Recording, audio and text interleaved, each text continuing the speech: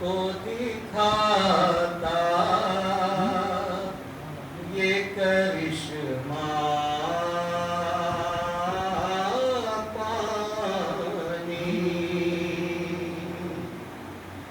حکم پاتا تو دکھاتا یہ کرشمہ پانی، ارے لشکر شام کو لبوں میں ڈبوتا پانی،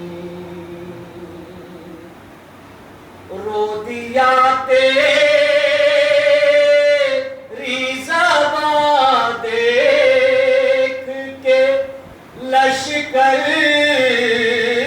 اصغر، رو دیا تیری زباں دیکھ کے لشکر اصغر، ارے تو نے پتھر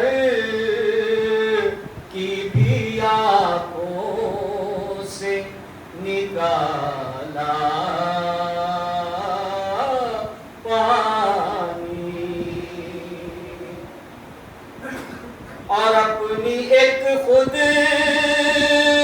ہی بنا ہے یہ زمانے میں مثال، اپنی ایک خود ہی بنا ہے یہ زمانے میں مثال، اس قدر بحر ثقیفہ کا ہے گندا پانی، اور تو ہراتا رہا کونین میں ہر پیاسے کو، تو ہراتا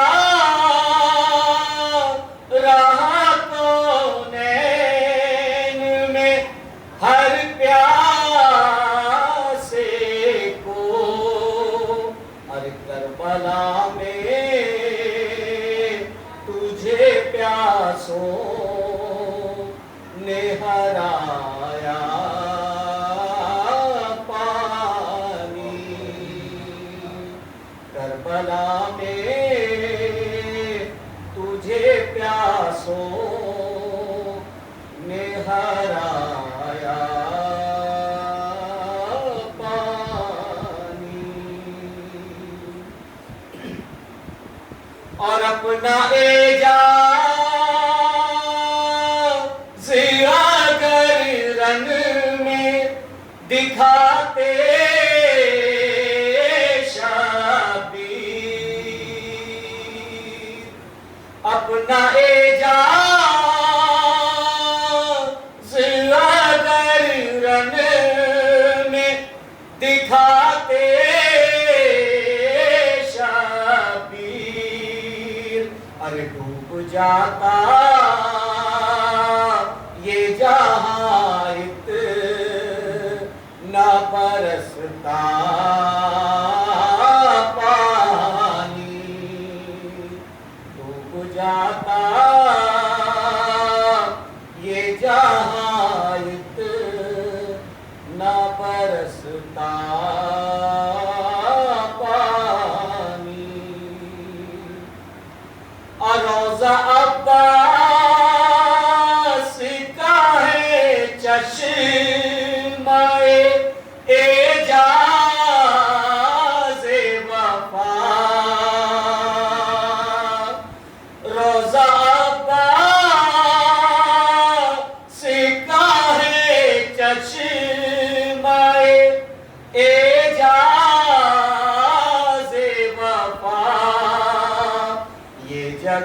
وہ ہے جہاں بھرتے ہیں دریا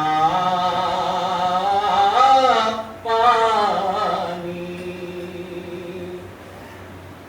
اور جنگ صفین کی جتنی تھی سفید ڈوب گئی، اور ذوالفقار اسد حق کا جو برسا پانی، اب پانی تو حضرت شبیر کو درکار نہ تھا، پانی تو حضرت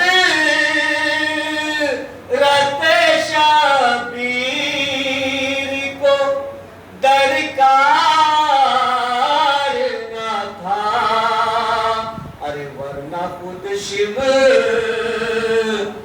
کے خنجر سے ابلتا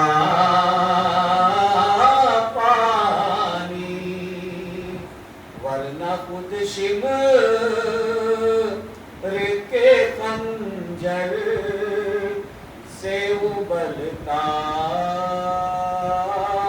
پانی۔ صلوات پڑھیں آپ حضرات۔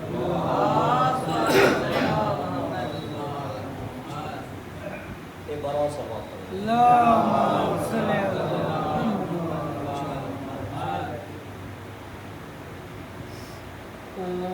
رویا ہے حسین کا بیٹا کہاں کہاں، رویا ہے حسین کا بیٹا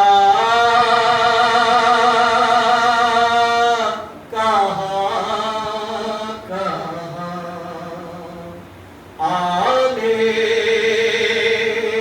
نبی بنی ہے تماشا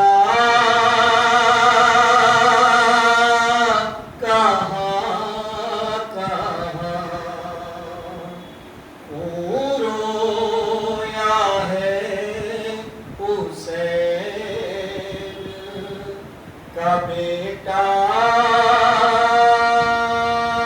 کہاں کہاں، رن میں اندھیرا ہو گیا کہنے لگی رباب، رن اندھیرا ہو گیا کہنے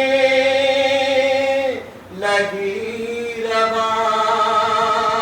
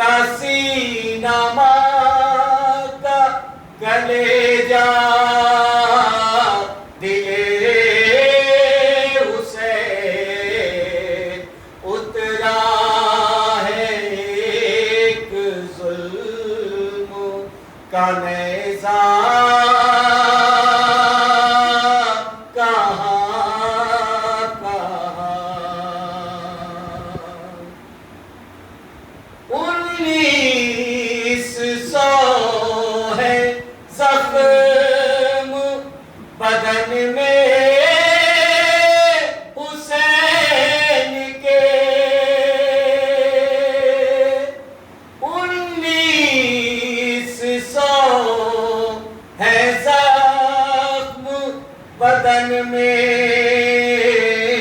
حسین کے مرہم لگائے فاطمہ زہرا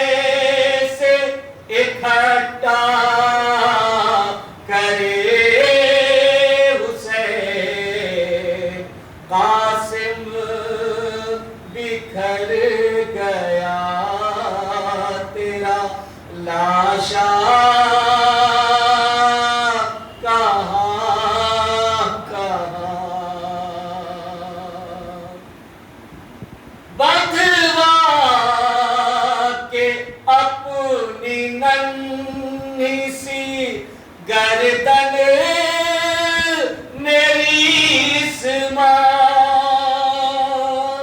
بدوا کے اپنی ننھی سی گردن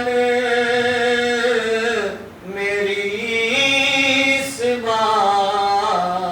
پیدل گئی ہے والی سکینہ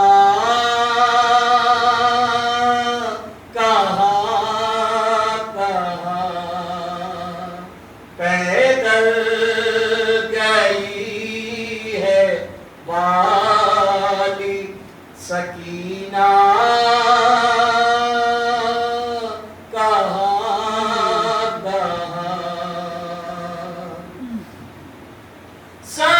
سجاد جن کو پالا تھا مقتل میں سو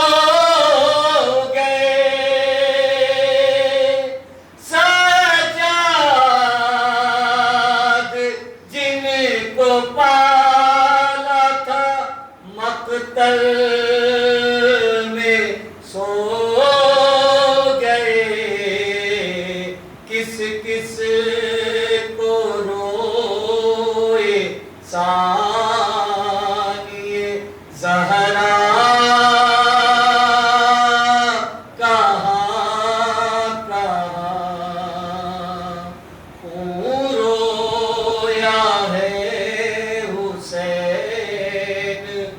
کا بیٹا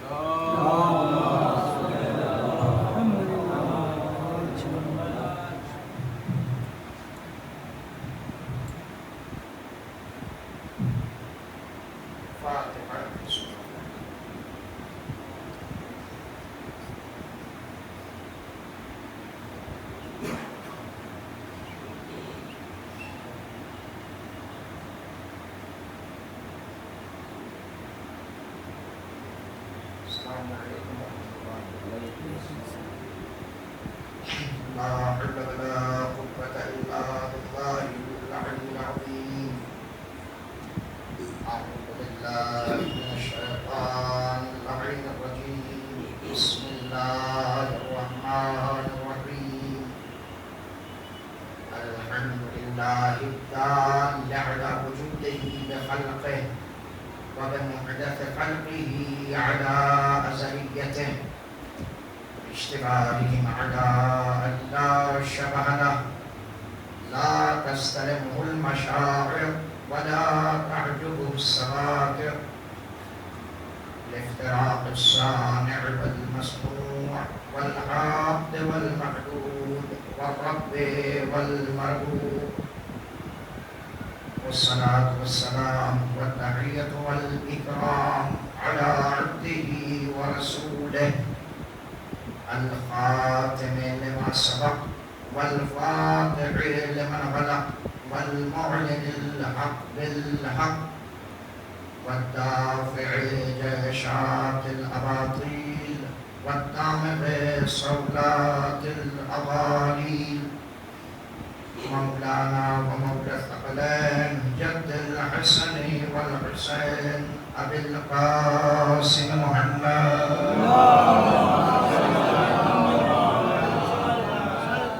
وعلى أهل بيته الطيبين الطاهرين المعصومين المظلومين المنتخبين المنتجبين الذين أذهب الله عنهم الرجس وطهرهم تطهيرا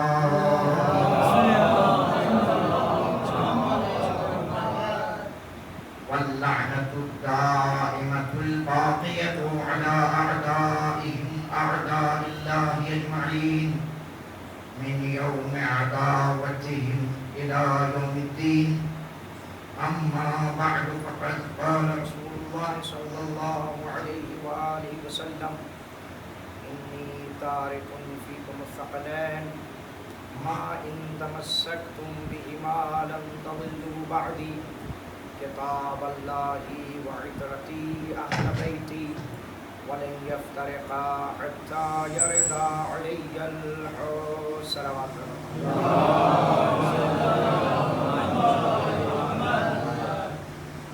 عزیزان گرامی محترم کرام ماہ محرم الحرام میں آپ کے سامنے جو ہم نے گفتگو کی وہ قرآن اور امام حسین کے عنوان سے گفتگو کی کہ سرکار سید الشہداء نے اپنی حیات طیبہ میں کس طریقے سے قرآن مجید پر عمل کیا. حسین نے ایک ایک قدم قرآن کے سائے میں اٹھایا. امام علی مقام وہی قدم اٹھاتے گئے جس کی قرآن نے امام کو اجازت دی. تمام اقدامات امام علی مقام کے قرآن مجید کے سائے میں تھے, آیتوں کے سائے میں تھے. حسین آیتوں کے حصار میں چل رہے تھے. ایک صلوات پڑھیں مجید کے بعد.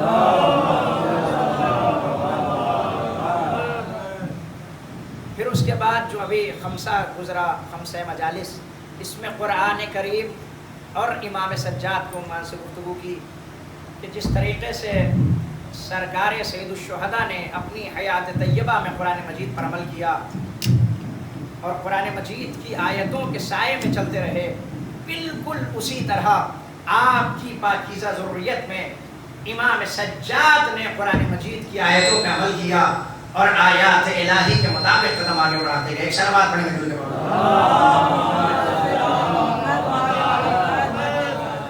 اس عشرہ محرم, اس عشرہ سفر المظفر میں آپ کے سامنے جس موضوع پہ گفتگو کرنی ہے وہ یہ کہ دین کے دو رکن ہیں اہم اور اساسی, ایک قرآن اور دوسرا رکن حدیث, احادیث معصومین علیہ السلام.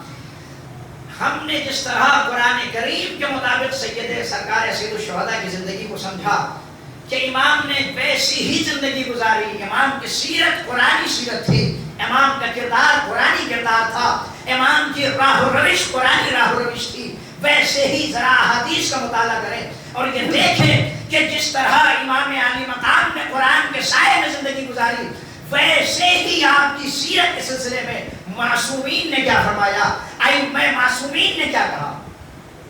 ایک تو قرآنی سیرت اور دوسرا رخ احادیث کی روشنی میں سرکار سید الشہداء کی عظمت کو سمجھیں, امام حسین کی سیرت کو سمجھیں کہ خود ائمہ معصومین نے اس امام کے بارے میں کیا کہا.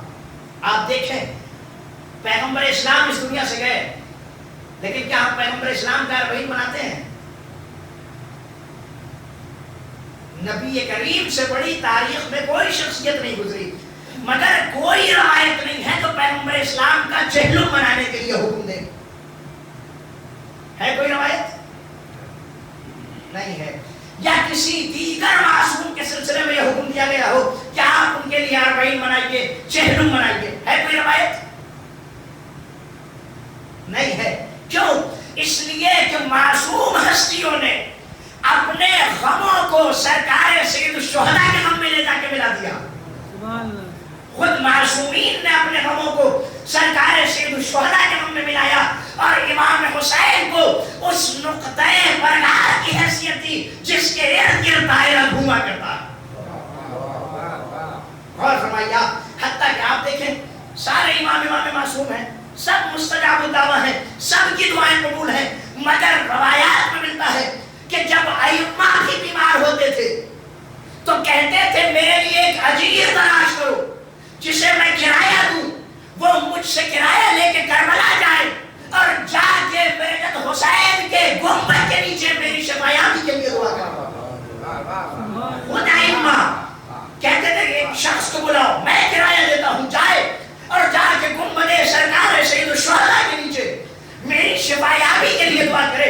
راوی کہنے لگا مولا حسین بھی امام ہے، آپ بھی امام ہیں، وہ بھی مستجاب الدعویٰ، آپ بھی مستجاب الدعویٰ، پھر آپ خود دعا کیوں نہیں کرتے؟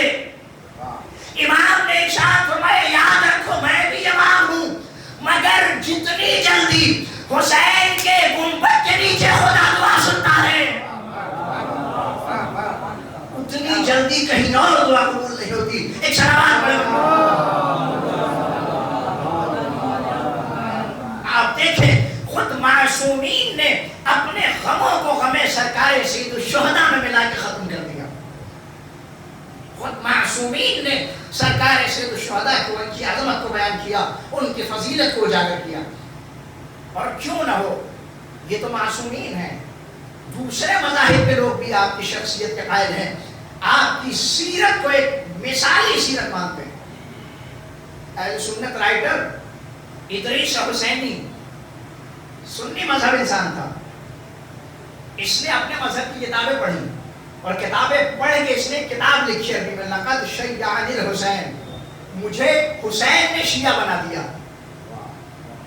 اپنے مذہب کی کتابیں پڑھ کے شیعہ ہوا اور کتاب لکھی لقد شیعانی الحسین، مجھے حسین نے شیعہ بنا دیا.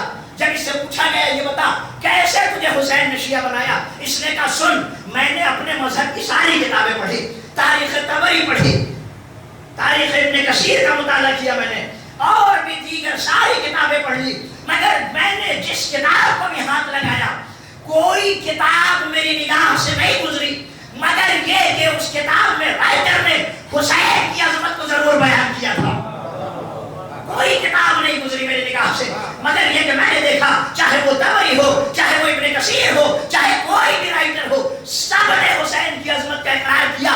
تو پھر میں یہ سوچنے پر مجبور ہو گیا کہ جس حسین کی عظمت کا ہمارے مذہب کے علماء اقرار کرتے ہو، ان کا قاتل کبھی حق میں نہیں ہو سکتا. اس حسین کا قاتل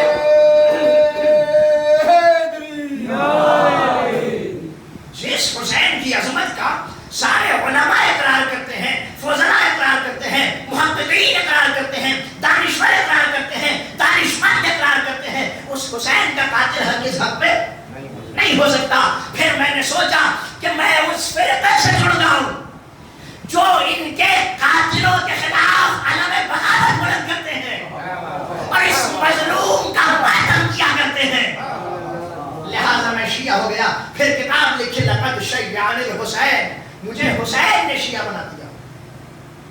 صرف یہی نہیں، ایک محقق اور دانشور کہتا ہے کہ میں واٹیکان کے لائبریری میں گیا، جانے کے بعد میں نے وہاں اسلامی کتابوں کا بخش دیکھا.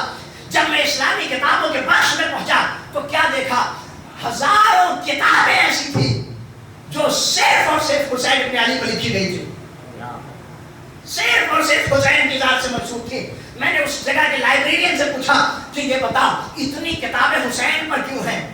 تو اس لائبریرین نے کہا کہ جب واٹیکان میں عاشورہ کا اور محرم کا جلوس نکلتا ہے اور حسین کے چاہنے والے اذانیں کیا کرتے تھے تو یہاں کے علماء دانشور پڑھے لکھے افراد کے اندر یہ جستجو ہوئی، یہ کھوج شروع کی کہ آخر حسین ہے کون جس کا پوری دنیا سوگ منا رہی ہے. اور ان کی جستجو نے اسے اس بات پہ آمادہ کیا کہ اب تک جتنی بھی کتابیں حسین پر لکھی گئی ہیں سب کو اٹھا کے ایک لائبریری میں جمع کر دی جائے. لہذا ہزاروں کتابیں حسین ابن علی کے اوپر جو لکھی گئی ہیں وہ اس لائبریری میں موجود ہیں. ایک سلامات پڑھ کر سرکار سید الشہداء کی شخصیت ایک جہانی شخصیت ہے، ایک عالمی شخصیت ہے، ہماگیر شخصیت ہے جو اپنے اندر ہر فضائل کو احاطہ کیے ہوئے، ہر فضیلتیں جس ذات میں سمٹی ہو اس ذات کا نام حسین ابن علی ہے. اور فرمائیے جو میں ایک خطیب ہوں، میں اگر حسین کے بارے میں کوئی تحلیل کروں، مقصد عاشورہ کے سلسلے میں تحلیل کروں، قیام عاشورہ کے بارے میں تحلیل کروں، ممکن ہے میری تحلیل کبھی صحیح ہو کبھی غلط ہو جائے.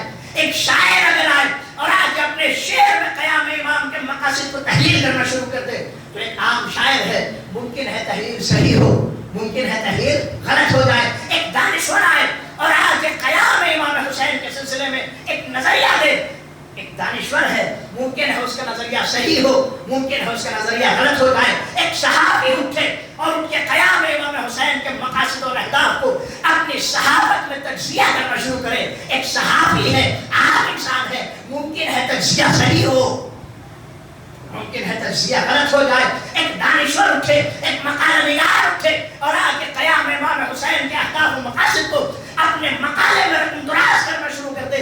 ایک مقالہ نگار ہے، ممکن ہے اس کا تجزیہ صحیح ہو ممکن ہے اس کا تجزیہ غلط ہو جائے، لیکن جب امام معصوم اٹھے اور خود امام معصوم حسین کی سیرت کو بیان کرے اور اسے تحلیل کرنا شروع کر دے تو اسے کہتے آفتاب آمد دلیل آفتاب، یعنی سورج خود سورج کو بچہ جو آنے نکلا ہے.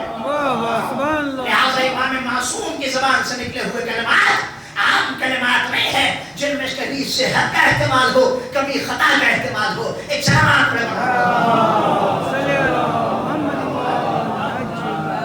اور فرمائیے عزیزو، سرکار سید الشہداء کی سیرت کو، امام علی مقام کے کردار کو، امام علی مقام کے صفات اور کمالات کو اگر آپ احادیث کی روشنی میں دیکھنا چاہیں تو آج شب جمعہ ہے، روز جمعہ ہمارے زمانے کے امام سے منسوب ہے.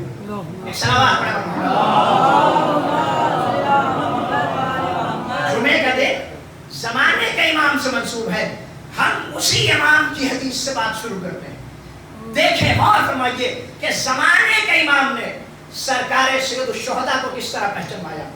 زیارت ناہیہ میں، وہ زیارت ناہیہ جسے بہار الانوار کے 98 مسجد میں علامہ مجلسی نے بھی نقل کیا ہے اور شیخ عباس قومی نے نفس المحموم میں بھی اس زیارت کو نقل کیا ہے اور اس فقرے کو خاص طور سے پیش کیا. زمانے کا امام آواز دیتا ہے اشہد انکا کنتا للرسول ولدا وللقرآن سندا. 8 صفتیں بیان کی ہیں امام نے، اس سے بھی زیادہ ہے لیکن 8 صفتوں کو آپ کے سامنے بیان کرنا ہے. زمانے کا امام آواز دیتا ہے اے آقا، اے مولا، اے میرے جد حسین، اشہد انکا کنتا للرسول ولدا، میں یہ گواہی دیتا ہوں کہ آپ فرزند رسول اسلام ہیں. یہ بات ہم سب کو بھی پتا ہے، پھر اس میں نئی بات کیا ہو گئی. دیکھیں فرزند رسول ہونا یہ سرکار سید الشہداء کے لیے موضوعیت رکھتا ہے. اب آپ اس بات کو سمجھیں، موضوع اور حکم، سبجیکٹ اور پریڈیکیٹ. غور فرمائیے، جب کوئی موضوع محقق ہو جائے تو حکم خود بخود آ جایا کرتا ہے. مثال کے طور پر میں بات واضح کر دوں، جب یہ پتا چل جائے کہ بچہ آج بالغ ہو گیا ہے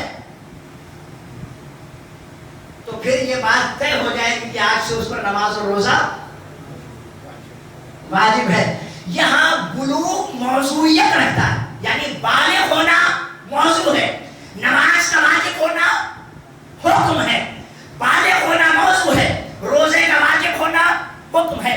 جب یہ ثابت ہو جائے کہ فلاں صاحب مستطیع ہو گئے ہیں تو پھر حج واجب ہو جائے گا.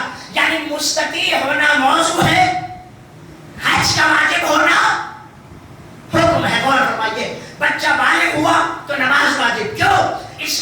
موضوع آ جائے تو حکم خود بخود آ جایا کرتا ہے. بچہ بالغ ہوا روزہ واجب. کیوں؟ جب موضوع آ جائے تو حکم خود بخود آ جایا کرتا ہے. لیکن جب موضوع بدل جائے تو پھر حکم بھی بدل جائے گا. غور فرمائیے, آج بچہ بالغ ہوا تو اس پہ ظہر کی نماز 4 رکعت واجب تھی. کل کو اسی بچے نے سفر کر دیا تو کیا آپ بھی وہی 4 رکعت نماز ہے؟ 4 رکعت ہی 2 رکعت ہو جائے گی. کیوں؟ اس لیے کہ اب اس پر موضوع مسافر آ گیا. جب مسافر کا موضوع آئے گا تو پھر قصر کا حکم آئے گا. موضوع تبدیل تو حکم تبدیل. بچہ بالغ ہوا تو نماز واجب اور 4 رکعت. یہ بچہ سفر پر نکلا تو اب بالغ ہونے کے ساتھ ساتھ مسافر بھی ہو گیا, یعنی موضوع تبدیل ہو گیا. اب یہاں نماز واجب تو ہے مگر 4 رکعت نہیں ہے. اس بچہ اس جگہ سے نکلا, مثلا فرض کریں مظفر پور سے پٹنہ کا اس نے سفر کیا تھا تو 4 والی 2 رکعت تھی.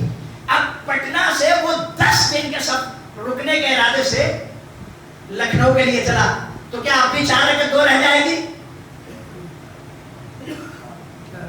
کیا اب بھی 4 رکعت 2 رکعت رہ جائے گی؟ نہیں. اب جو 4 تھی وہ 4 ہی رہے گی. کیوں؟ اس لیے کہ پہلے مسافر تھا تو قصر کا حکم تھا, اب مقیم ہو گیا ہے تو اتمام کا حکم آ گیا. میری بات واضح ہو جائے, جب موضوع آ جائے تو حکم خود بخود آ جایا کرتا ہے. جیسے جیسے موضوع بدلے گا ویسے ویسے حکم بدلتا چلا جائے گا. بالغ ہوا تو نماز واجب, مسافر کا موضوع آیا تو 4 والی 2 ہو گئی, مسافر کے بعد مقیم کا موضوع آیا تو پھر سے 4 والی 4 ہو گئی. اب وہ بچہ اچانک سے دیوانہ ہو گیا, مجنون ہو گیا, پاگل ہو گیا تو کیا اب بھی اس میں نماز واجب ہے؟ اب اس میں نماز ہی واجب نہیں ہے. کیوں؟ اس لیے کہ ہر تکلیف کی, ہر حکم شرعی کے آنے کی ایک شرط یہ ہے کہ بالغ ہونے کے ساتھ ساتھ عاقل بھی ہو. غور فرمائیے, تو جب موضوع آئے تو حکم آ جاتا ہے. جیسے جیسے موضوع تبدیل ہو ویسے ویسے حکم بدلتا چلا جاتا ہے. آپ غور فرمائیے, زمانے کے امام نے فرمایا اشہد انکا کنتا للرسول ولدا. اے آقا میں یہ گواہی دیتا ہوں کہ آپ رسول کے فرزند تھے. کیا مطلب؟ کہ جب یہ بات ثابت ہو جائے گی کہ حسین فرزند رسول ہے تو پھر قرآن چیخ کی آواز دے گا وَآتِ ذَا الْقُرْبَىٰ حَقَّهُ. جو رسول کے قرابت دار ہیں انہیں حق مودت دے دے, حق مودت دے دو. جب موضوع ثابت ہو جائے حکم خود بخود ثابت ہو. آپ دیکھیں شہزادی فاطمہ سلام اللہ علیہا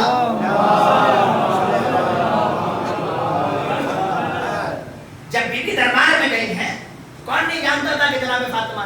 بی بی نے اپنے خطبہ فدکیہ میں 3 جگہ فرمایا اعلموا انی فاطمہ و ابی محمد, اعلموا انی فاطمہ و ابی محمد, اعلموا انی فاطمہ و ابی محمد. جان لو کہ میں فاطمہ ہوں, میرے بابا نبی ہیں. میں فاطمہ ہوں, میرے بابا نبی ہیں. میں فاطمہ ہوں, میرے بابا نبی ہیں. بی بی بار بار اس لفظ پہ کیوں زور دے رہی تھی؟ اس لیے کہ جب یہ ثابت ہو جائے کہ یہ فاطمہ ہے اور یہی نبی کی ایک لوتی وارث ہے تو یہ خود بخود ثابت ہو جائے گا کہ فدک اسی بیوی کا حق ہے. جب موضوع ثابت ہو جائے تو حکم خود بخود ثابت ہو جایا کرتا ہے. زمانے کے امام نے آواز دی, میں گواہی دیتا ہوں کہ آپ فرزند رسول تھے. ہم اور آپ بھی جب امام کی زیارت پڑھتے کیا کہتے ہیں؟ السلام علیکہ یا ابن رسول اللہ, آپ پر ہمارا سلام ہو اے رسول اسلام کے فرزند. اور یہ کوئی لفظی نہیں ہے بلکہ اس بات پر قرآن کی آیت دلیل ہے. جب آیہ مباہرہ نازل ہوئی کیا کہا قدرت نے؟ فَقُلْ تَعَالَوْا نَدْعُ أَبْنَاءَنَا وَأَبْنَاءَكُمْ. اے پیغمبر ان سے کہیے تم اپنے بیٹوں کو لے کے آؤ, ہم اپنے بیٹوں کو لے کے آتے ہیں. جب یہ آیت نازل ہوئی تو نبی کسی صحابی کے بیٹے کو لے کے نہیں گئے, یہ صریح طور سے کہہ رہی تھی تم اپنے بیٹوں کو لاؤ, ہم اپنے بیٹوں کو لاتے ہیں. پیغمبر اسلام بیٹوں کی جگہ حسن حسین کو لے کے گئے تاکہ اسی زمانے میں مسیحیوں یہودیوں کے سامنے یہ بات ثابت کر دے کہ یہ دونوں معمولی ہستیاں نہیں ہیں، یہ میرے بیٹے ہیں، یہ میرے بیٹے ہیں. ایک سلام پڑھے. تو پہلی فضیلت جسے زمانے کے امام نے زیارت ناحیہ میں بیان فرمایا، مولا فرماتے ہیں اشہد انکا کنت للرسول ولدا. اے آقا، اے میرے جب میں یہ گواہی دیتا ہوں کہ آپ رسول کے فرزند تھے. دوسرا جملہ سنیے گا، بہت قیمتی جملہ. مولا فرماتا ہے وللقرآن سندا، اور آپ قرآن کی سند تھے. اور فرمائے جملے پر، قرآن کی سند. میں اس بات کو واضح کروں. سلامات پڑھے محمد والے. فرض کریں یہ مکان آپ کا ہے، یہ مکان کب مانا جائے گا کہ آپ کا ہے؟ جب آپ کے پاس سند ہو، جب آپ کے پاس پیپر موجود ہو. آپ نے کوئی زمین خریدی، کب یہ بات مانی جائے گی کہ وہ زمین آپ کی ہے؟ جب آپ کے پاس سند ہو. آپ نے کوئی گاڑی خریدی، کب مانا جائے گا کہ یہ گاڑی آپ ہی کی ہے؟ جب آپ کے پاس گاڑی کا پیپر ہو، کاغذ موجود ہو. آپ نے فرض کریں سونا، جب کوئی فون خریدا، کب یہ بات مانی جائے گی کہ یہ فون آپ ہی کا ہے؟ جب آپ کے پاس اوریجنل بل موجود ہو. اس کا مطلب یہ ہے کہ دنیا میں سند کے بغیر کسی چیز کا کوئی اعتبار نہیں ہوتا. مکان تب مکان مانا جائے گا جب سند موجود ہو. زمین تب آپ کی ملکیت ہے جب سند موجود ہو. گاڑی تب آپ کی گاڑی ہے جب آپ کے پاس کاغذ موجود ہو. فون تب آپ کا فون ہے جب آپ کے پاس بل سند کے طور پر موجود ہو. زمانے کا امام فرماتا ہے آقا میں گواہی دیتا ہوں کہ آپ قرآن کے لیے سند تھے. اگر سند نہ ہو تو پھر کسی شے کا کوئی اعتبار نہیں ہوتا. جس زمانے میں یہ اعلان کیا جا رہا تھا کہ کوئی وحی نہیں آئی، کوئی قرآن نہیں آیا، کوئی آیت نہیں اتری، وجود حسین نے بتایا جب تک حسین کا وجود باقی ہے قرآن کے اعتبار پر جب تک حسین ابن علی کا وجود باقی ہے قرآن کے اعتبار پر سند موجود ہے. جب تک حسین باقی ہے نہ کوئی آیات کو مٹا سکتا ہے، نہیں اللہ کے کلام کو بھی مٹا سکتا ہے. وَلِلْقُرْآنِ سَنَدًا. آقا آپ قرآن مجید کی سند تھے، اعتبار بخشا ہے آپ نے قرآن کو. دیکھیں قرآن کے حقانیت پہ کوئی شک نہیں ہے. قرآن خود کہتا ہے، پروردگار خود فرماتا ہے اِنَّا نَحْنُ نَزَّلْنَا الذِّكْرَ وَإِنَّا لَهُ لَحَافِظُونَ. ہم نے ذکر کو نازل کیا ہے اور ہم ہی اس کی حفاظت کریں گے. لا یأتیہ الباطل من بین یدیہ ولا من خلفہ. نہ باطل سامنے سے اس میں داخل ہو سکتا ہے نہ پیچھے کی طرف سے قرآن میں داخل ہو سکتا ہے. تو قرآن کی حقانیت پہ کوئی شک نہیں ہے. مگر ایک زمانہ ایسا آیا تھا جب لوگ یہ چاہتے تھے کہ قرآن کا اعتبار اس سے چھین لیا جائے. سرکار سید الشہداء کے وجود نے ان ظالموں سے مقابلہ کر کے آواز دیا جب تک حسین زندہ ہے قرآن کے اعتبار کو کوئی اس سے نہیں چھین سکتا. ایک شراب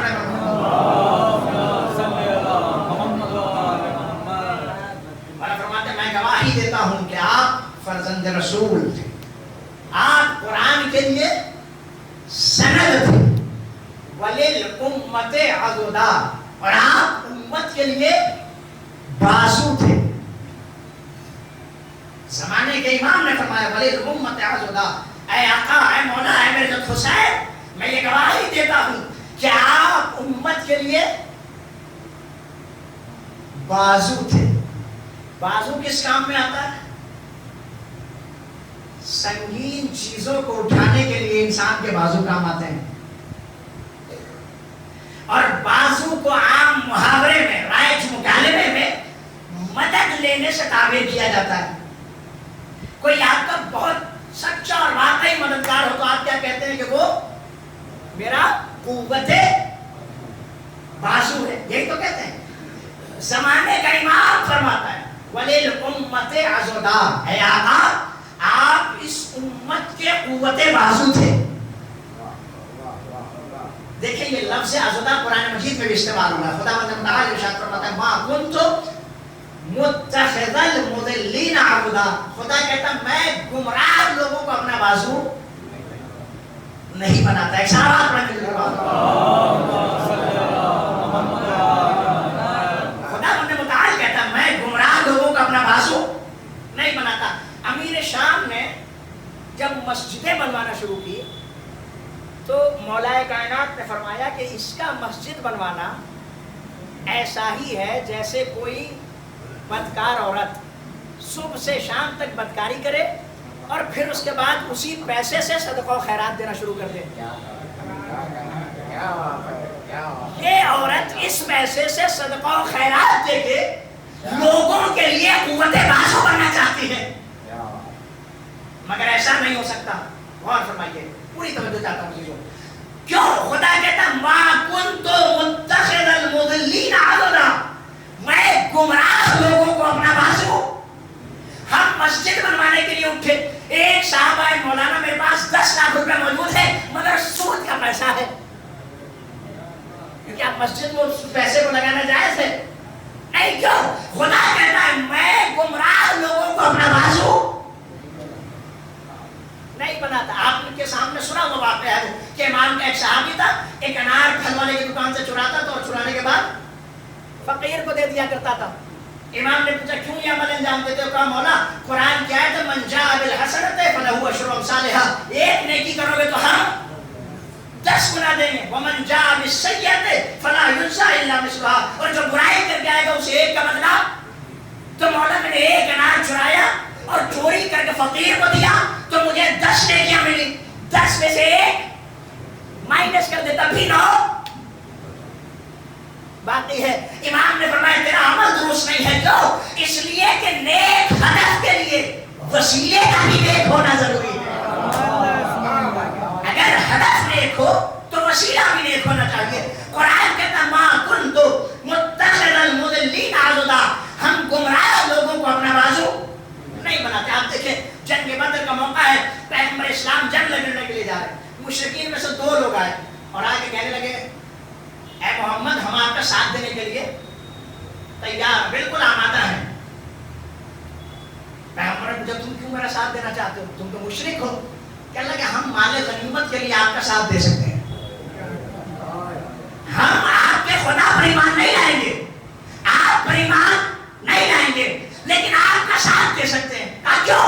کہ اس لیے کہ اگر جیت کے بعد مال غنیمت مل جائے تو اس میں میرا بھی حصہ لگا دیجیے گا. جنگ لڑ سکتے ہیں مگر ایمان نہیں لا سکتے. پیغمبر نے فرمایا دور ہو جا میرے پاس سے، اس لیے کہ میرا رب فرماتا ہے ما کنت متخذ المضلین عضدا، ہم گمراہ لوگوں سے مدد نہیں لیا کرتے. یہ ایک موقع ہے. دوسرا موقع جو آپ کا جانا پہچانا ہے، بہت خوب طریقے سے واقف ہے. سے پیغمبر اسلام کے بعد ابو سفیان مولا کائنات کے پاس آیا تھا کہ کہنے لگا یا علی اگر آپ چاہیں تو میں مدینے کو گھوڑوں اور سما پیادہ لوگوں سے بھر دوں گا، گھوڑ سواروں سے اور پیادوں سے بھر دوں گا. آپ ان کے ساتھ مل کے جنگ کیجئے اور جنگ کر کے حکومت پر قبضہ کر لیجئے. کیا مولا کائنات نے قبول کیا اس کی پیشکش کو؟ جس منہ آیا تھا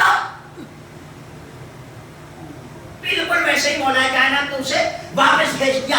کیوں علی نے ابو سفیان سے مدد نہیں لی؟ اس لیے کہ خدا کہتا ہے ما کنت متخذ المضلین عضدا، ہم گمراہ لوگوں کو اپنا مددگار نہیں بناتے. ایک سلام پڑھنے کے بعد اس زمانے کے امام نے فرمایا للامت عضدا، آقا مولا اے میرے جد حسین آپ امت کے لیے قوت بازو تھے، امت کے لیے بازو تھے. یہ لفظ قرآن میں بھی آیا. اور فرمائیے خدا کہتا ہے ہم گمراہ لوگوں کو اپنا بازو نہیں بناتے. آپ دیکھیں پیغمبر اسلام نے بازو بنانے سے منع کر دیا، مولا کائنات نے گمراہ لوگوں کو اپنا بازو بنانے سے منع کر دیا. سرکار سید الشہداء کا زمانہ، امام جب کوفے کی طرف چلے ہیں تو عبید اللہ ابن حر جعفی، آپ نے نام سنا ہوگا. اس شخص نے جب یہ سنا کہ امام حسین کوفہ آ رہے ہیں تو اس نے سوچا کہ اگر آ گئے یہاں تو پھر ان کا ساتھ دینا پڑے گا، لہٰذا کوفے سے، اس سے پہلے کہ حسین یہاں ہے میں کوفے سے نکل جاتا ہوں. یہ کوفے سے نکل گیا. اور کوفے سے نکلنے کے بعد یہ مختلف راستوں سے ہوتا ہوا سفر کرتا رہا، یہاں تک کے درمیان راہ میں امام حسین سے ملاقات ہو گئی۔ امام نے دیکھا ایک خیمہ ہے، پوچھا کس کا خیمہ لگا ہوا ہے؟ کسی نے آواز دو، عبید اللہ ابن حر جعفی کا خیمہ ہے۔ سنیے گا، اس کو پوری توجہ چاہتا ہوں، خدا کہتا ہے ہم گمراہ لوگوں کو بازو نہیں بناتے۔ کہو عبید اللہ ابن حر جعفی کا خیمہ ہے۔ امام علی مقام نے قاصد بھیجا اپنا، اور بھیج کے اسے اپنی طرف بلوایا۔ اس نے امام کے قاصد کو واپس کر دیا، کہا ہم آپ کے ساتھ نہیں دینے والے۔ جب قاصد جا کے واپس چلا آیا تو امام خود اس کے پاس گئے، اور جانے کے بعد امام نے اس سے فرمایا اِنَّ عَلَيْكَ ذُنُوبًا كَثِيرًا، دیکھ تیرے دامن پہ بہت گناہ کے دھبے ہیں، تیری گردن پہ بہت گناہ ہے۔ اِنَّ عَلَيْكَ ذُنُوبًا كَثِيرًا، بہت گناہ ہے تیرے دامن پہ۔ اگر تو چاہتا ہے کہ روز محشر میرے جد تیری شفاعت کرے، اتنے گناہوں کے باوجود تو یہاں سے نکل اور میرے ساتھ ہو جا۔ سنیے گا اس نے کیا کہا، پوری توجہ چاہتا ہوں چیزوں۔ اس نے کہا ہے حسین ابھی میں مرنا نہیں چاہتا، لہٰذا اگر میرے گھوڑے چاہیے تو آپ لے جائیے، اگر میری تلواریں چاہیے تو آپ لے جائیے، اگر میرے نیزے چاہیے تو آپ لے جائیے، اگر مال و اسباب چاہیے تو آپ، مگر میں آپ کے ساتھ، پوری توجہ چاہتا ہوں چیزوں، میں آپ کے ساتھ نہیں جاؤں گا۔ کہا گھوڑے لے جائیے، حسین نے کہا نہیں چاہیے۔ تلوار لے جائیے، کہا نہیں چاہیے۔ کہا نیزے لے جائیں، حسین نے کہا نہیں چاہیے۔ کہا مال و اسباب لے جائیں، امام نے کہا نہیں چاہیے۔ کیوں؟ مولا نے اسی آیت کی تلاوت فرمائی، اس لیے کہ خدا فرماتا ہے ما کنت متخذ المضلین عضدا، ہم گمراہ لوگوں سے مدد نہیں لیا کرتے۔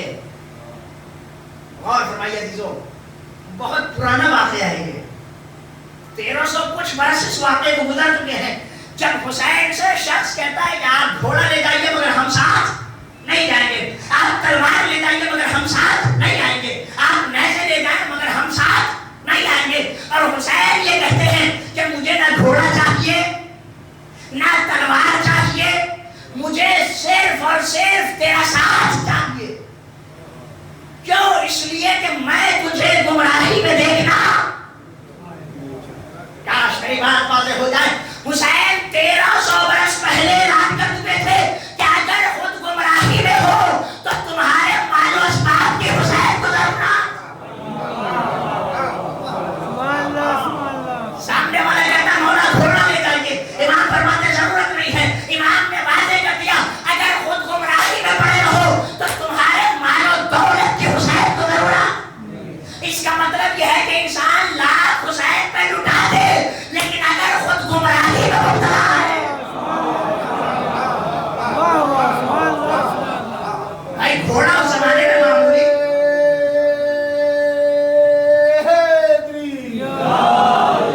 عبید اللہ ابن حر جعفی کہہ رہا تھا آقا اے حسین میں مرنا نہیں چاہتا، آپ گھوڑا لے جائیں، تلوار لے جائیں، شمشیر لے جائیں، مجھ سے مال و اسباب لے جائیں۔ امام کہہ رہے تھے نہیں مجھے ضرورت نہیں ہے، کیوں؟ اس لیے کہ خدا کہتا ہے ہم گمراہ لوگوں سے مدد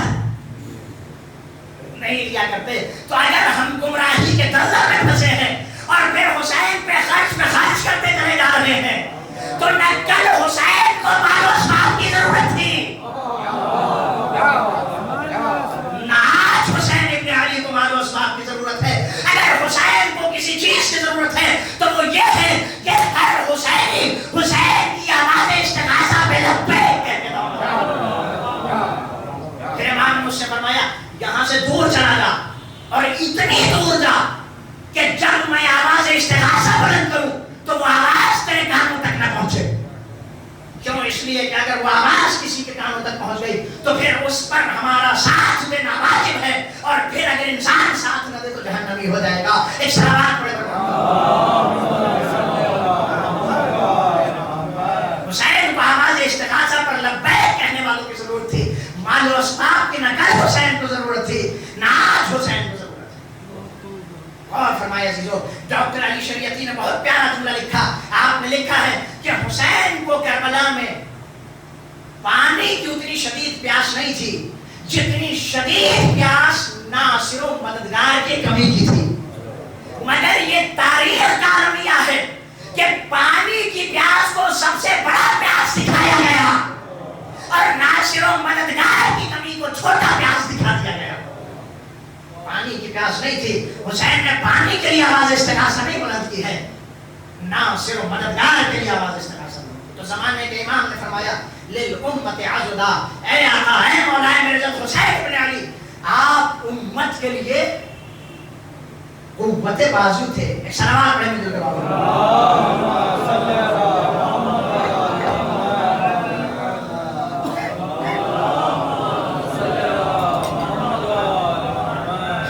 اچھا غور فرمائیے، آپ یہاں بھی لفظ پہ زمانے کے امام نے یہ نہیں فرمایا کہ ولی شیعت عضدا یا ولی تشیع عضدا، کہ آپ شیعوں کے لیے قوت بازو تھے. وَلِلْأُمَّةِ عَضُدًا، آپ پوری امت مسلمہ کے لیے قوت بازو تھے. اور فرمایا آپ نے پوری امت کے لیے.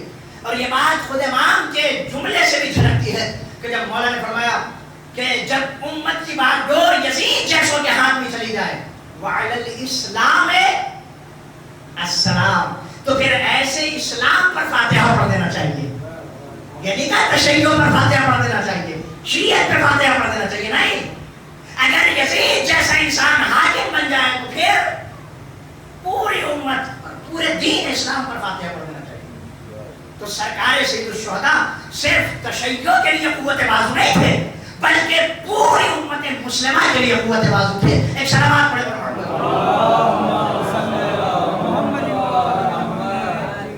اے آقا، آپ امت کے لیے قوت بازو تھے. وفی الطاعت مجتہدہ، اور آپ اطاعت پروردگار کی راہ میں کوشاں تھے. یعنی حد سے زیادہ کوشش کر رہے تھے. کس لیے؟ تاکہ اللہ کی اطاعت کی جائے، اس خالق کی اطاعت کی جائے، اس مالک کی اطاعت کی جائے، اس معبود کی اطاعت کی جائے. صرف اطاعت نہیں، وفی الطاعت مجتہدہ، آپ اطاعت کے لیے کوششیں کر رہے تھے.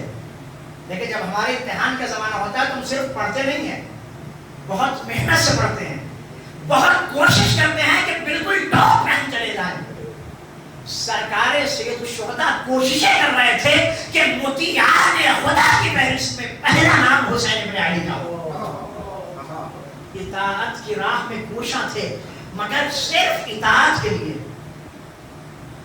حسین نے ظلم کا مقابلہ کیا مگر شہرت کے لیے مقابلہ نہیں کیا کہ یزید کا مقابلہ کر کے میں مشہور ہو جاؤں، یزید کا مقابلہ کر کے میں پاپولر ہو جاؤں، یزید کا مقابلہ کر کے میں نام کما لے جاؤں. شہرت کے لیے امام نے مقابلہ نہیں کیا. دیکھیں دو طرح کے افراد ہوتے ہیں. کچھ لوگ فرض کریں اپنا نام مشہور کرنے کے لیے کچھ کام کرتے ہیں کہ صاحب یہ کام کر کے میں مشہور ہو جاؤں. اچھا، جو سیاسی افراد ہوتے ہیں وہ اپنا نام نہیں، پوری پارٹی کا نام مشہور کروانے کے لیے کام کیا کرتے ہیں کہ صاحب ہم یہ کام کریں گے تو اس میں ہماری پارٹی کا فائدہ ہو جائے گا، ہماری پارٹی کا نام اونچا ہو جائے گا. یاد رکھیے، نہ حسین نے اپنی شہرت کے لیے اطاعت کی، نہ اپنے چھوٹے سے کاروان کی شہرت کے لیے اطاعت کی.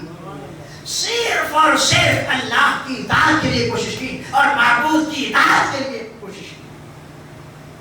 نتیجہ کیا ہوا؟ مولانا نامدار صاحب کا بہت مشہور جملہ ہے کہ حسین ابن علی نے اپنی زندگی میں اتنا خدا خدا کیا کہ خدا نے حسین کے بعد ساری کائنات میں حسین حسین کروا دیا. امام نے اللہ کی اطاعت کی کیسے کی؟ امام علی مقام نے اطاعت مجتہدہ. آقا، اے میرے مولا، اے میرے جد حسین، آپ نے اللہ کی اطاعت کے لیے کوششیں کی. پھر اس کے بعد زمانے کا امام ارشاد فرماتا ہے،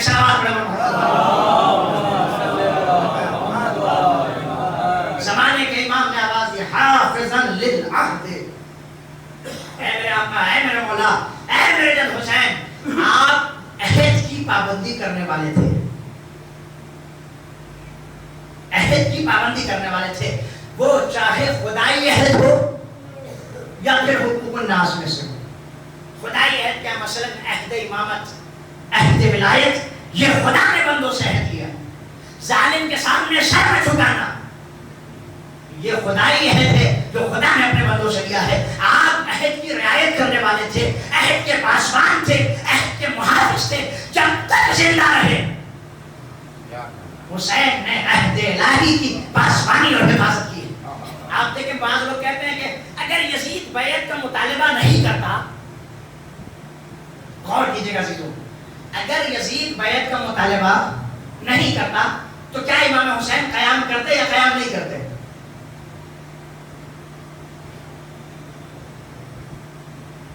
جواب دیا، اگر یزید امام حسین سے بیعت کا مطالبہ نہیں کرتا تو کیا امام علی مقام قیام کرتے یا قیام نہیں کرتے؟ پھر بھی امام قیام کرتے. کیوں؟ اس لیے کہ امام اپنا ذاتی مفاد نہیں دیکھتا، امت کے مفاد کے لیے کام کیا کرتا ہے. ٹھیک ہے یزید مجھ سے بیعت کا مطالبہ نہیں کرتا، نہ کرے، مگر امت پر تو ظلم اٹھا رہا ہے، اور اگر کوئی امت پہ ظلم اٹھائے تو پھر امام اس ظلم پر خاموش، امام اس ظلم پر خاموش نہیں رہ سکتا. اگر یزید مطالبہ بیعت نہ بھی کرتا تب بھی امام اس کے خلاف قیام کرتے ہیں. اور اس بات پر امام کا جملہ جو امام نے قصر بنی مقاتل میں خود ارشاد فرمایا، یا مقام بیضا پر مولا فرماتے ہیں، من رأى سلطانا جاہرا، من رأى سلطانا جاہرا مستحلا لحرم اللہ ناقضا لعہد اللہ مخالفا لسنت رسول اللہ يعمل في عباده بالإثم والعدوان فلم يغير بقول أو فعل فحقا على الله أن يدخله مدخلا.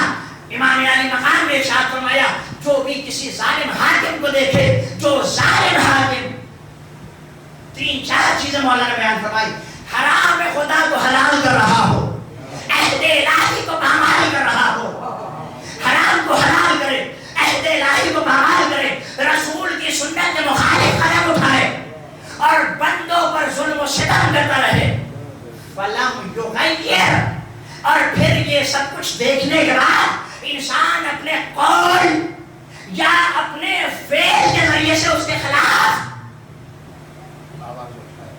آواز نہ اٹھائے، فحقا علی اللہ ان یدخلہ مدخلا، تو میرے خدا کو حق ہے کہ خدا اس خاموش انسان کو اسی جہنم میں ڈالے جہاں ظالم حاکم کو ڈالے.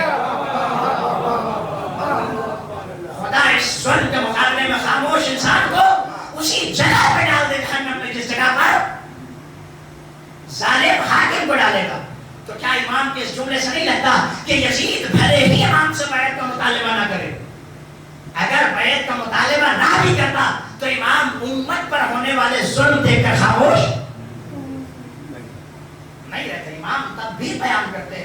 تو زمانے کے امام نے ارشاد فرمایا، حافظا للعہد، اے آقا اے مولا آپ عہد کے پاسبان تھے. آپ دیکھیں عہد یہ تھا صلح امام حسن مجتبی علیہ السلام میں،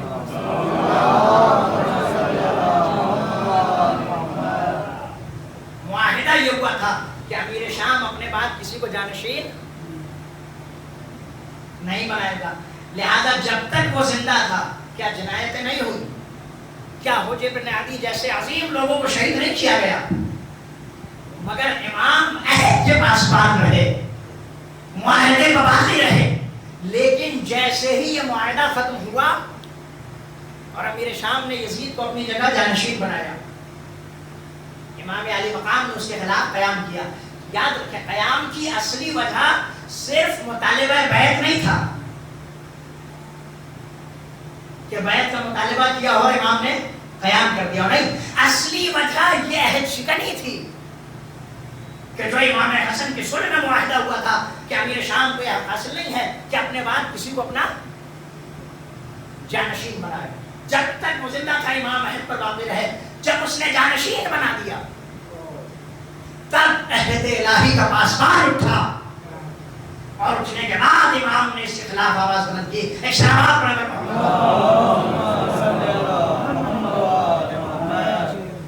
حافظا للعہد، اے آقا اے میرے جد، میں اس بات کی گواہی دیتا ہوں کہ آپ عہد الہی کے پاسبان تھے. اس کے بعد زمانے کے امام نے ارشاد فرمایا، ناقبا عن السبل الفساق، اے آقا اے میرے جد، میں اس بات کی گواہی دیتا ہوں کہ آپ فسق و فجور کرنے والوں کے راستوں سے بہت دور تھے. آپ اس راستے پر نہیں گئے جس راستے پر اللہ کی معصیت کرنے والے جاتے ہیں, جس راستے پر دین کا مذاق اڑانے والے چلتے ہیں, جس راستے پر کھلا کھلا گناہ کرنے والے چلتے ہیں. نہیں, آپ کا راستہ متقین کا راستہ تھا, آپ کا راستہ مومنین کا راستہ تھا, آپ کا راستہ اولیاء الہی کا راستہ تھا, آپ کا راستہ خاصان خدا کا راستہ تھا. ناکباً عن سبل الفساق. اے میرے آقا, اے میرے مولا, آپ فاسقوں کے راستوں سے بہت دور تھے. طویل الرکوع والسجود, آپ طولانی رکوع کرنے والے تھے, آپ طولانی سجدے کرنے والے تھے. طولانی رکوع کرنے والے تھے, طولانی سجدے کرنے والے تھے. ایسے نمازی تھے کہ تیر برستے رہے مگر اول وقت نماز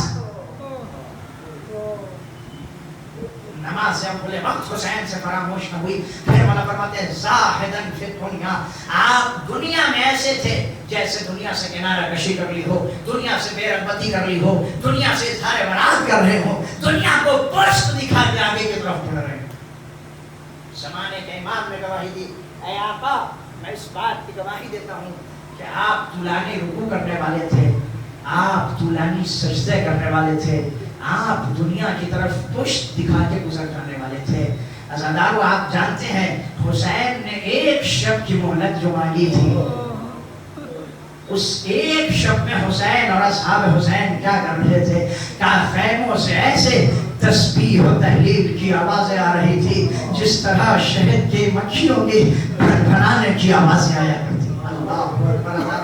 شب عاشور ہے, حسین تسبیح و تحلیل بھی کر رہے ہیں, مناجات بھی کر رہے ہیں, عبادات پروردگار بھی کر رہے ہیں, مگر وہی حسین خاک کربلا پر بیٹھ کے اپنی تلوار کو سیقل کرتے جاتے ہیں, مرثیہ پڑھتے جاتے ہیں. یاد آرو افل لکھا من خلیل کب لگے بالاشراق والاسیر. اے دنیا تیری دوستی پر ہے, جس نے بھی تجھ سے دوستی کی تو نے اس کے ساتھ وفا نہ کیا, تو نے اسے موت کے گھاٹ اتار دیا. کم من طالب و صاحب قدیر والدہر لا یقنع بالمدیر. اے دنیا تو بدلے پر بھی قناعت نہیں کرتی, جو تجھ سے دوستی کرے تو اس کے ساتھ وفا نہیں کرتی, اسے موت کے گھاٹ اتار دیتی ہے. حسین کا مرثیہ زینب نے سنا, تڑپ گئے الہی ہذا کلام من ایتنا بالقدر. بھیا آپ تو ایسی باتیں کر رہے ہیں جیسے موت کے منہ میں جانے والا. بھیا آپ تو ایسی باتیں کر رہے ہیں جیسے کوئی انسان باتیں کرتا ہے جسے اپنی موت کا یقین ہو. تو حسین نے آواز دی, ہاں بہن زینب, کل نصر عاشور میں قتل کر دیا جاؤں گا, اور جب میں قتل کر دیا جاؤں گرہ بات چاک نہ کرنا, رخساروں پہ تماشے. بہن میری شہادت میں گرہ بات چاک نہ کرنا, رخساروں پہ تماشے نہ لگانا, مصلحت الہی کے خلاف ایک کلمہ بھی زبان پر جاری نہ ہونے دینا. زینب نے بھیا کا مرثیہ سنا, اتنا گریہ کیا, زینب کو غش آ گیا. بی بی ابھی سے مرثیہ سنا ہے, ارے اس وقت کیا ہوگا جب شمر کا خود خنجر, جب حسین کے گلے پر شمر کا خنجر چل رہا ہوگا, آپ ایک چیرے سے دیکھیں گے, آواز دیں گے, اے پسرے صاحب میرا ماں آیا, میرا ماں آیا, انہیں بھگیا جا رہا ہے اور تو کھڑا دیکھ رہا ہے. عزادارو جتنا گریہ کر سکتے ہیں حسین پر گریہ کرے. عزادارو آپ جانتے ہیں ان مجالس میں آپ کے مردوں کی روحیں بھی حسین پر گریہ, آپ کے مردوں کی روحیں بھی, مومنین کی روحیں بھی حسین پر گریہ کرنے آتی ہیں. آیت اللہ شمس زندہ فرماتے ہیں ایک مجلس برپا ہوئی, اس مجلس میں دیکھا گیا ایک عارف انسان, خدا رسیدہ انسان, مگر اس کا چہرہ آشنا سا تھا, جانا پہچانا سا تھا, بیٹھ کے حسین پر خوب گریہ کر رہا تھا. کسی نے پوچھا, اے بزرگوار آپ کون ہیں؟ اس بزرگوار نے آواز دیا, میں علامہ امینی صاحب کتاب الغبیر ہوں. کہا آقا آپ کو تو فرصت ہوئے ایک عرصہ گزر گیا، پھر آپ یہاں تو بیٹھے، پتا چلا مومنین کے روحے بھی حسین کے فرش عذاب ہائے حسین کی مظلومیت، مردے قبر چھوڑ کے گریہ کر رہے ہیں۔ حسین کی مظلومیت پر گریہ کرنے آتے ہیں، اس لیے آج پہ امام نے آواز دی تھی، یا ابن شبیب ان كنت باقيا لشيء فاذكر الحسین فإنه ذبح كما يقطع الكبش۔ اے فرزند شبیب اگر کسی پر گریہ کرنا چاہو تو میرے جد حسین پر گریہ کر لینا، اس لیے کہ میرے جد کو ایسے ذبح کیا گیا جیسے قصاب گوشت کو ذبح کیا۔ میں کہوں گا آقا ہم نے تو یہ دیکھا ہے کہ جب قصاب گوشت کو ذبح کرتا ہے پہلے اسے آمادہ کرتا ہے، ایک برتن میں پانی لا کے اس کے سامنے رکھتا ہے تاکہ پہلے وہ پانی پی لے بعد میں اسے ذبح کیا جائے۔ مگر آپ کے جب کو تو پیاسا ذبح کر دیا گیا، پھر آپ یہ تشبیہ کیوں دے رہے ہیں؟ عجب نہیں امام آواز دے، تم نے دیکھا ہوگا جب قصاب گوشت کو ذبح کرتا ہے تو لوگ ادھر سے گزرتے ہیں مگر کوئی یہ نہیں کہتا ہے قصاب اس جانور کی کیا خطا ہے، تو اسے کس صورت میں قتل کر رہا؟ پر میرے جد حسین کو ایسے ہی ذبح کیا گیا۔ ارے شیر حسین کو پسے کر کرتے ذبح کر رہا تھا، تماشائیوں کا مجموعہ تھا مگر کوئی یہ کرنے والا نہ تھا۔ اے شیر حسین کی کیا خطا ہے؟